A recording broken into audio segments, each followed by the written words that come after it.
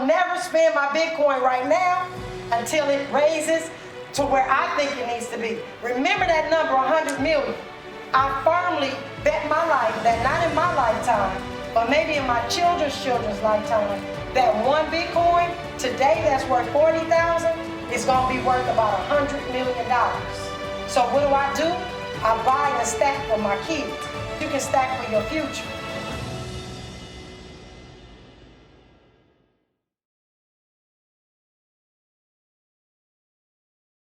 Hello everyone and welcome to Ahead of the Crypto Curve. This is Najah Roberts, aka Young Harriet. I am leading my people out of financial slavery through Bitcoin. So with that being said, today we are going live from Miami Beach. We are at a hotel called Basil. So we're calling this Bit Basil. This is a black Bitcoin billionaire takeover. And I am so pleased today, ladies and gentlemen, to be able to introduce to you some great individuals that are in this cryptocurrency, this Bitcoin space, that are movers and shakers, that really understand what it is that we need to be doing as a community to get ahead of the crypto curve. So, ladies and gentlemen, as you all know, this entire week was our Bitcoin 2022 in Miami, and it has been absolutely incredible. This morning, we were graced on the stage with Serena Williams, OBJ, and from our winning Rams team, we know what that is, right? So Odell Beckham. So those of you that don't know who OBJ is. And so they were here today sharing some information. I know that a lot of you are not familiar with the fact that Serena is married to a gentleman that is the founder of the website that I tell you all to go to, which is Reddit, Reddit. And we use Reddit because Reddit is the truth. I love Reddit because there is no way to sugarcoat anything. Because unless you put it there, you cannot erase it.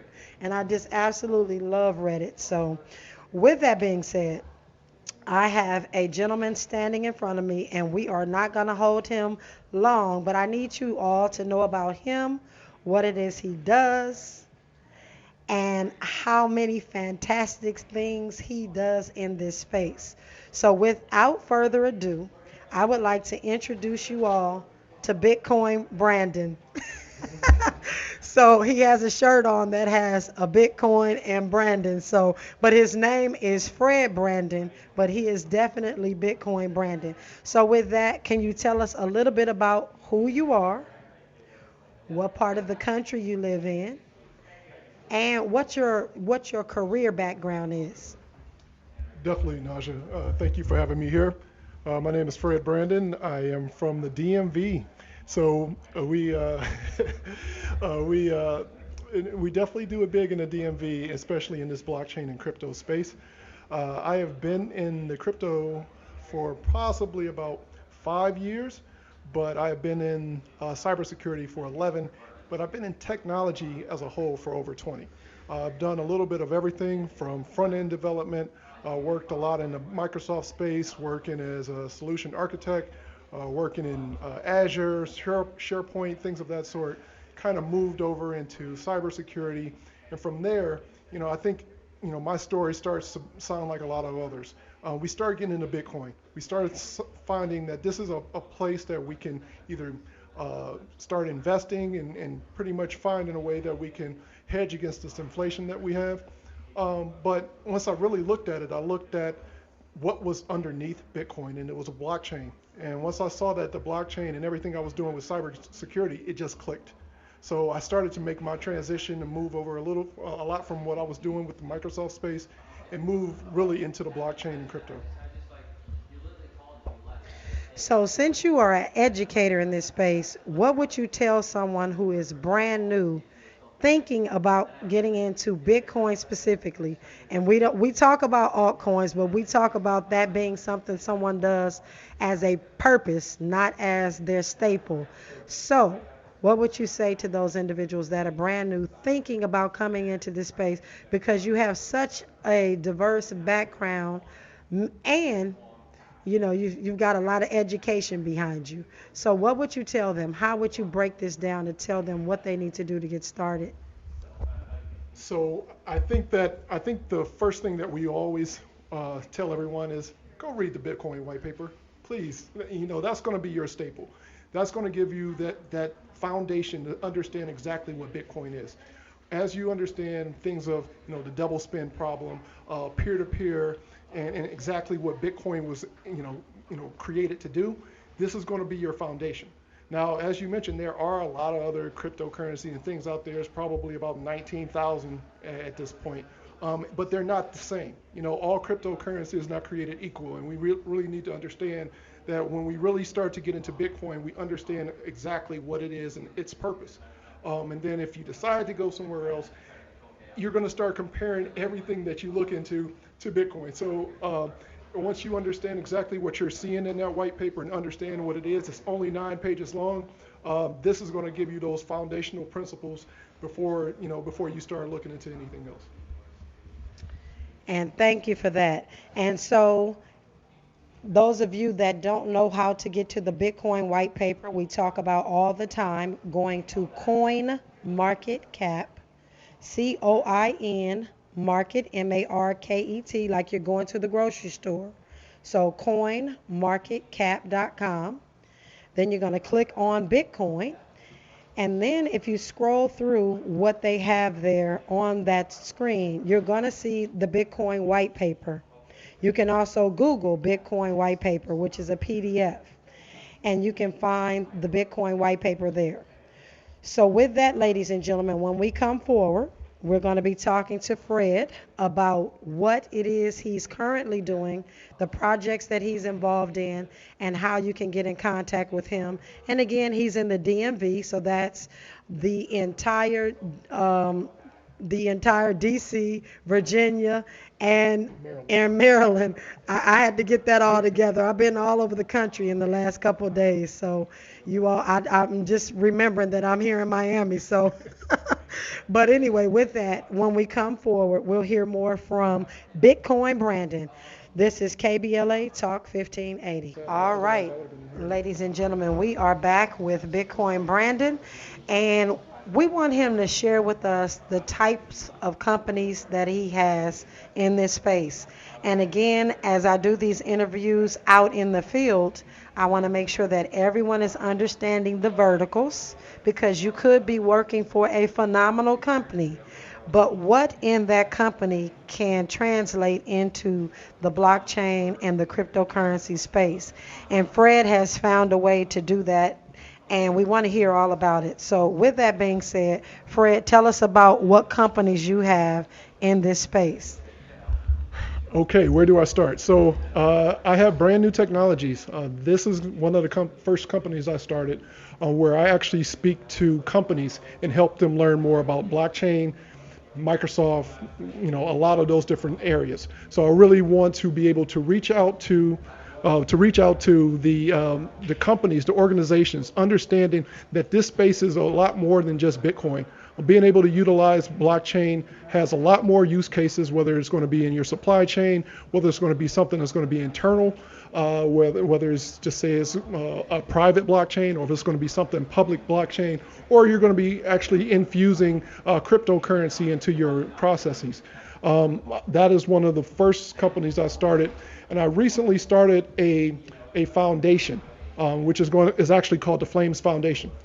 This is all about helping people learn more about the technologies that's going to be necessary to go into the future of work. So what we want to be able to do is we understand that the job scene is changing, right? If you look at a lot of the websites, everyone's looking for engineers, developers, things of that sort. A lot of jobs are being replaced with AI and machine learning and data. So these are some of the areas that I started, targeting to make sure that not only underserved communities, especially our black and brown communities, are going to have these resources available to learn these skills. So being able to dive into data analytics, because everything is data, right? We have to understand that every time we touch our phone, every time we click on a website, everything that we do is data. So we have programs around data analytics. We have programs around cybersecurity, and we also have programs around blockchain and Web3. These are three areas that I think that everyone needs to start looking into, because this is where the jobs are really going to be. When we start thinking about some of the jobs that's out there now, whether it is working at the mall or working in fast food or even working in call centers, these are things that's really going to start getting replaced by robots and AI. So we need to start figuring out, especially as a community, that these are areas that we need to start getting trained in. And I also have the Flames Technology Centers, which is really centered around helping kids get into this space and understanding these areas like cybersecurity as well as blockchain and Web3. So I have a quick question, because you're dealing with these businesses. Should every company get on the blockchain? I give this answer as an old SharePoint answer. It depends, right? So you can't put a blockchain in every situation. I actually wrote about that in my book, Adopting Blockchain and Cryptocurrency, because sometimes you do not need a blockchain for what you're trying to get into. Now, at the same time, we really need to start thinking about how Web3 interacts with how companies and organizations are going to start forward. So being able to get into places of Web3 and the metaverse and NFTs and things of that sort, I think every company needs to start figuring out a method for getting into the blockchain. So not necessarily would every company need one, but they need to start making their strategies around it. So whether you are going to start accepting Bitcoin in your companies, whether you're going to start utilizing this in your supply chain, whether you're going to start, having these domains, which is like, .eth or .crypto or .wallet. Some of these domains that's out there that's going to allow you to get into the metaverse. We have to start thinking as companies, as individuals, as brands. This is the way that the future is going. So technically, it really depends how your company needs to get into the blockchain or get into Web3, but definitely you need to start working on a strategy to do so. So there's a couple of terms that I would like for you to explain, because again, as an educator, I know you can do this on a basic level. So what do you define Web3 as? Okay, so Web3 is it comes in so many different layers, right? But I like to break it down into 5 key areas to make it a lot simple. So blockchain, crypto, NFT, metaverse, and web programming.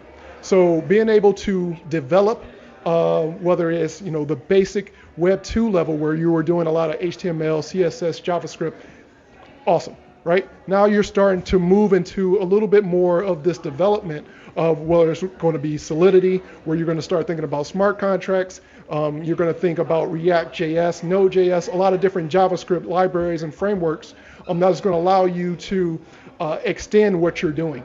So you have those web programming skills. And the one good thing about a lot of things that I just named, even Solidity, it kind of looks like JavaScript. So if you have some really great JavaScript skills, you will be able to find a job in this space. I promise you that. And then the other 4 was blockchain, crypto, NFTs, and metaverse.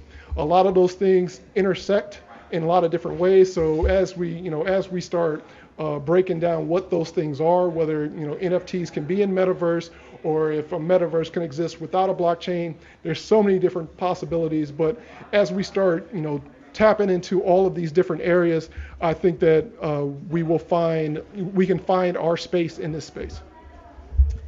Definitely. So we appreciate you breaking that down for us so much. I think that was critically important, especially the 5 different elements of Web3, because it just seems like for those of us that are novice to this, we are feeling like everybody has a different definition of what Web3 is, and so that was a great explanation. And one last question before you tell us how we can find you, how we can get a hold of your book. I just really want to ask you today, because you mentioned some different languages. How important is it for people that are listening that are new to Bitcoin to start to go out today to try to figure out for themselves and for their children if it's necessary to learn some sort of coding, because you talked about the types of jobs that can be obtained if the community has this under their belt. So tell us what you feel about that. Definitely. So I think we have to think about what some of the kids are already currently doing, right? They have kids, hey, give me some more Robux or give me some V-Bucks or any of these type of things, whether they're playing in Minecraft or Roblox or things of that sort. So understanding what they're doing already is an easier way to have that pathway into building within the metaverse. So there are a lot of different ways, whether it is Go or Scratch or something like that is going to allow kids to be able to learn some of these skills. It makes it a lot easier for them to get into this space. We also, understanding that HTML and CSS and JavaScript is really going to be your basic skills of web development, and those are always going to be around. I guess they just came out with HTML6 and CSS4. Those skills are really going to be crucial if you really want to get into some type of web development. But I really, I want to stress that, I don't want that to be a barrier for some people, because you do not necessarily need to be a coder to get into Web3 or get into blockchain or get into crypto. There are so many different ways that you can do this. So it's not necessary to be a coder, but at the same time, you will have a lot more opportunities to build in this space if you do so. Thank you for that bit of information. And I would like to ask you to share with us, first of all, about your book. Tell us about the book and then where they can find the book. Okay, the name of the book is Adopting Blockchain and Cryptocurrency, Embracing the Digital Future. It is available on Amazon, Barnes & Noble, and anywhere books are sold. About the book, it's really, I like to call it's a technical book for non-technical people. So it's I don't care if you're 6 or 66, you're going to be able to understand the terminology, what's a wallet, why do I need to understand it? I even talked to some of the companies that's out there to understand, to break down, do you really need one? Is it does your cloud still work, or, can you use a public blockchain or a private blockchain or things of that sort? So I kind of tried to reach a lot of different audiences at the same time, but I really wanted to make sure that the people who are not used to a lot of the technical jargon would be able to understand blockchain and crypto. Well, thank you for that. And last but not least, you teach on Clubhouse. How do they find you on Clubhouse? So you can find me pretty much everywhere on the internet as IMF Brandon, as IMF Brandon, Brandon. You can find me on Instagram, Twitter, Clubhouse, everywhere pretty much at that handle. All right, and last but not least, if someone is sitting on the sidelines and they have not taken the step to get their Bitcoin, what would you suggest?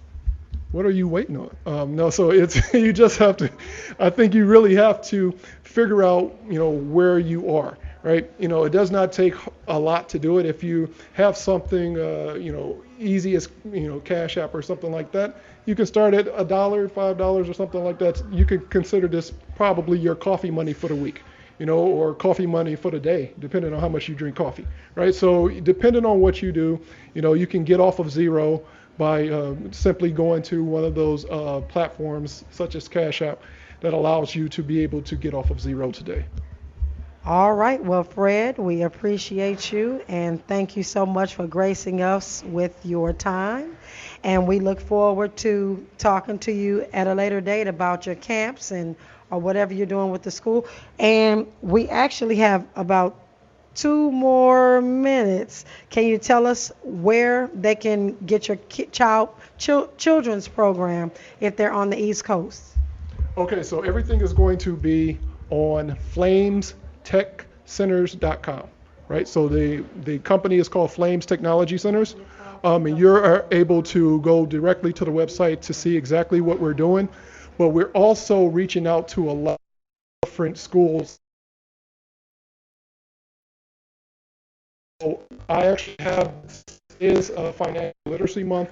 I am doing a class next week on intro to Bitcoin, crypto, and NFTs, which will be available for all children. Just make sure that you follow me on Instagram. I have all of the information on there as well. All right, and ladies and gentlemen, there you have it. That is Mr. Fred Brandon, aka Bitcoin Brandon, and we appreciate him. They're having a event on the rooftop, and so we want to make sure that we allow him to go up and partake in all the festivities. So again, we appreciate him. And ladies and gentlemen, again, this Bitcoin 2022 event has been absolutely incredible. And I would suggest that if you're in this United States, that you would make it a point next year to be present at this event. There are so many great people here with so many different skill sets from so many different backgrounds, with so many different goals in this space. And you all know that our goal and our mission is to make sure that our community is ahead of this cryptocurrency curve that's coming. As we know, this is the very, very beginning, and you have the opportunity listening in today to make this a part of your life and to do all the things that you need to do to get your family in the right position in the next 5 to 10 years. So we may not have time to do our daily dollar cost average that we do live on the air every day. So I'm going to ask everyone to get your Bitcoin wallet out. You're going to open up your Black Wall Street wallet, and we're going to do our daily cost average right now because we have some other guests that are coming up, and there's about 3 more people that you want to stay on to hear. But what you're going to do is you're going to open up your Black Wall Street wallet. You're going to click on your purple circle in the middle that has the 2 arrows going back and forth. You're going to click that. You're going to click on Buy Bitcoin. You're going to click on One Time. And right now, today, we're going to invest $6 in Satoshis. Now, remember, Satoshis is the smallest increment of a Bitcoin. There are 100 pennies in a dollar. There are 100 million Satoshis in a Bitcoin. So we're going to buy that $6 worth of Satoshis today. And on the Black Wall Street wallet, that's roughly 11 cents, as you can see there. You're going to click Confirm. And voila, you have just purchased your first Satoshis. And so we are dollar cost averaging every day. So as you all know, a dollar cost average a day keeps poverty away. So we're going to make sure that we're doing this every single day. Now, if you haven't started dollar cost averaging with me, we're going to ask that you start, because we've been doing this since April 1st. And we're going to show you all how next year on April 1st. Did I say April 1st? So my bad. The months are going so quick. So we've been doing this since March 1st. So we're going to show up on March 1st of 2023, and we'll be able to see what dollar cost averaging every single day has done for us. So maybe you need to cut back on a couple of Starbucks cups of coffee, whatever that looks like. Maybe you need to download the app where you're able to sell your goods for Bitcoin. And if you check back in my podcast or on the radio station, you'll be able to hear about that app to make sure that you can get rid of some things in your house to acquire the Bitcoin that you need. And so we want to make sure that we're doing this on a daily basis. Just make this a part of your savings life right now. So we are buying and holding. So again, HODL, HODL, hold on for dear life. Our community needs to find the things that will add to us and not take away. And so, with that being said, ladies and gentlemen, we are super excited about being here in Miami to impart this information with you today. I will be back in Los Angeles in the studio on Monday, but today we have these fabulous individuals here from all over the country. And when we come forward after news and traffic, you're going to hear from my sister in law.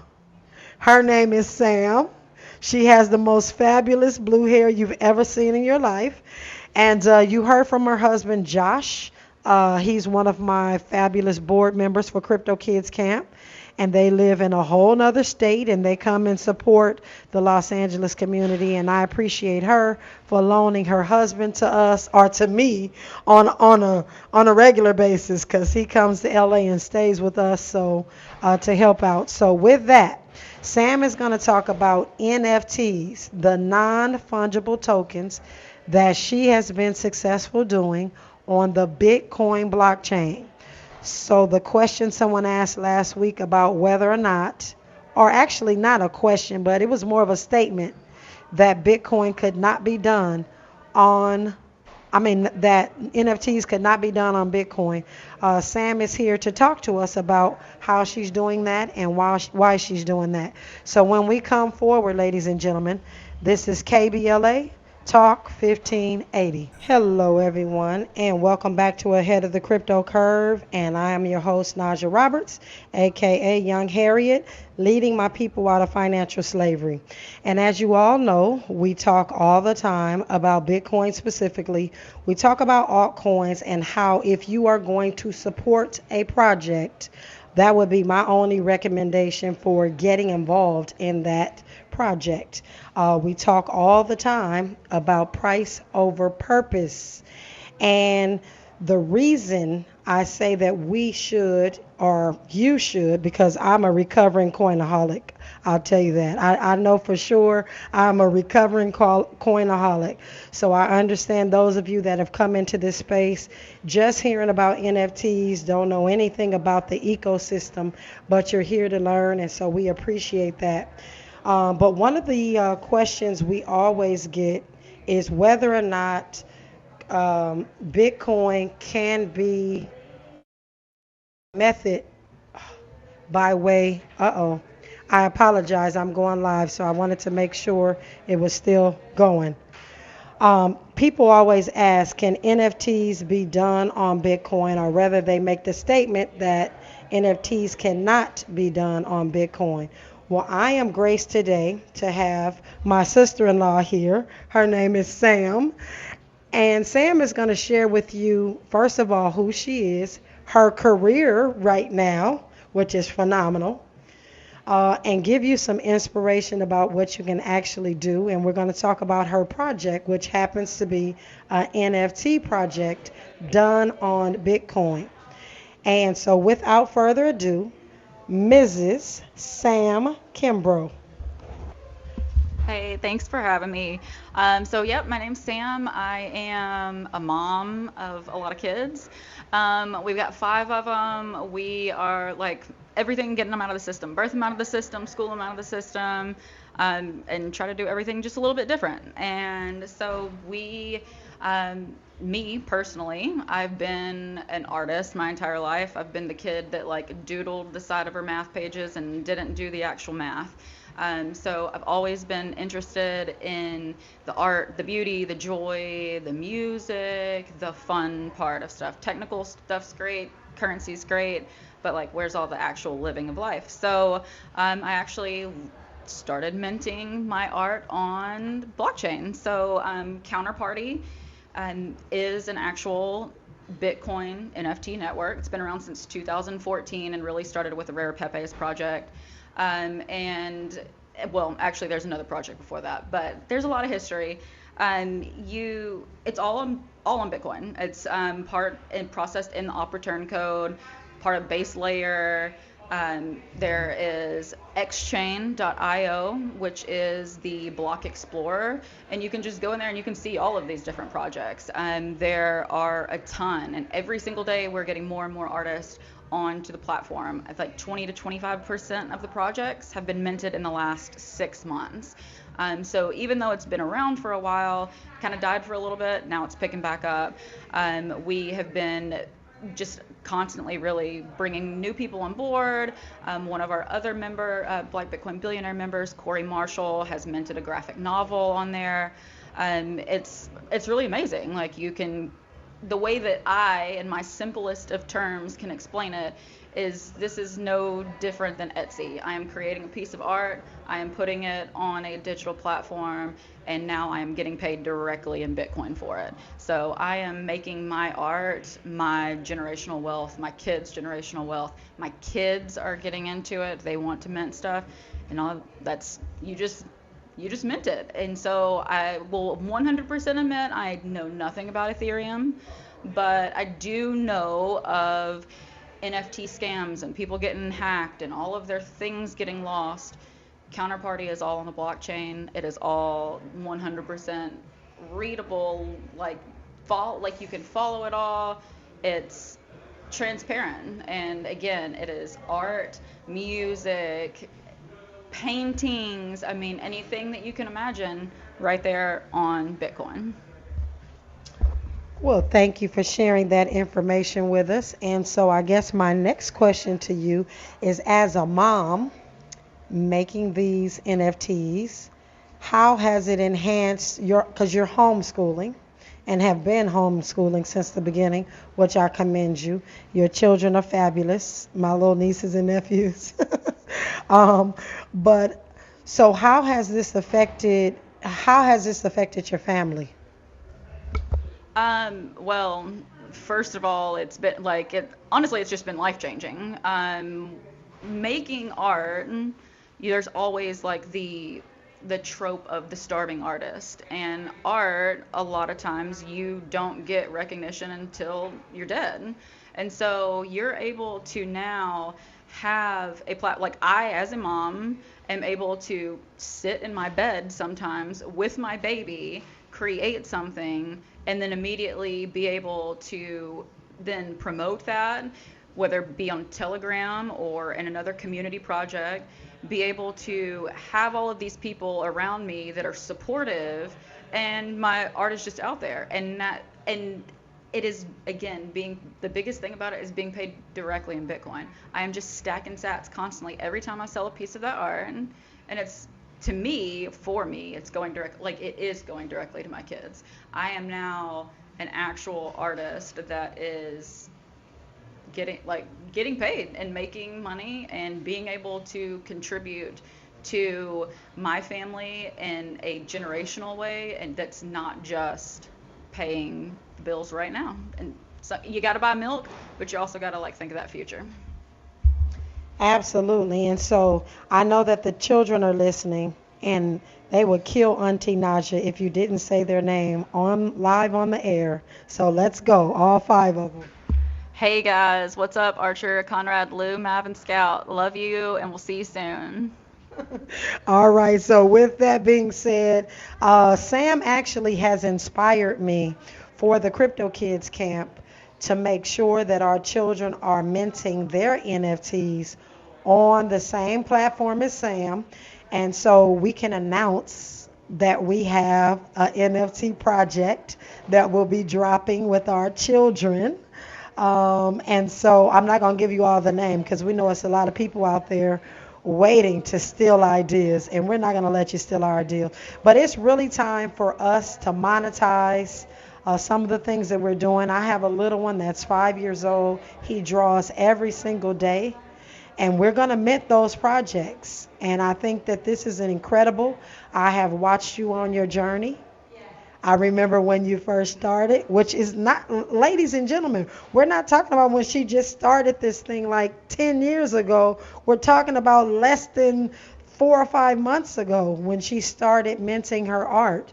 And just to see how she has grown both in her, I don't think she's ever shy, especially with this hair, but just seeing how she's grown as a person, how she has started creating this generational wealth for her family is just incredible. And to have her here in Miami with us, I was like, what? Go girl. So I'm excited to have you. I'm excited for us to follow in your footsteps as we bring the children's project. And I got a cool name for it. I think you're going to love it. And so we are just really trying to figure out the different things that we need to be doing in our community that can absolutely monetize our arts, our music, and all those other things. But most specifically, stacking Satoshis. And if you heard her, she said when she sells her art, she's just stacking those Satoshis. Yes, she has to buy milk, she has to pay bills, but at the end of the day, she's looking forward to what this looks like for her family in years to come. And so, that being said, how do they find your project? Multiple different projects. There's scannablenfts.com, RetroXCP, which is all focused on video games and retro fun growing up stuff. Drilling8bus.club. Lots of them, so they're all out there. All right, and again, ladies and gentlemen, that is Sam Kimbrough, and I'm super excited to have her. And I know she was dreading this interview, but we love her and we appreciate her. And when we come forward, ladies and gentlemen, on KBLA, you will hear from our resident crypto accountant as he comes to just share how he enjoyed this Bitcoin 2022 conference. We'll see you when we come forward. All right, ladies and gentlemen, this is Ahead of the Crypto Curve, and I have here CJ, the smart guy, and he's just going to share with us a little bit about the conference and what he has enjoyed thus far. Yeah, so first, thanks for having me. I got to Miami April 6th. That's like the day for the industry. So I came in the next day. It was cool. Michael Saylor, he was talking. You know, he's one of the billionaires who's very pro Bitcoin. Him and his company, MicroStrategies, has about 129,000 Bitcoins. So he was speaking on how Bitcoin is changing the world, what his focus is in the company, as well as where Bitcoin is going in the future in terms of possible US dollars being backed by Bitcoin. Now, other fiat currencies around the world might be backed by Bitcoin. I forget her name. I know it's Indira, but I forget her title. But from Mexico, and she was talking about Mexico may potentially have Bitcoin as legal tender. And so they're definitely talking about that, kind of like El Salvador, to where there is no capital gains on transactions with cryptocurrency, because here in the US, every time you spend cryptocurrency, you exchange it or you sell it, you create a capital event. And so other countries are seeing that that's not really good for the adoption of cryptocurrency, because it creates a lot of headaches for accountants and for the users of cryptocurrency. So they're trying to see how they can change that.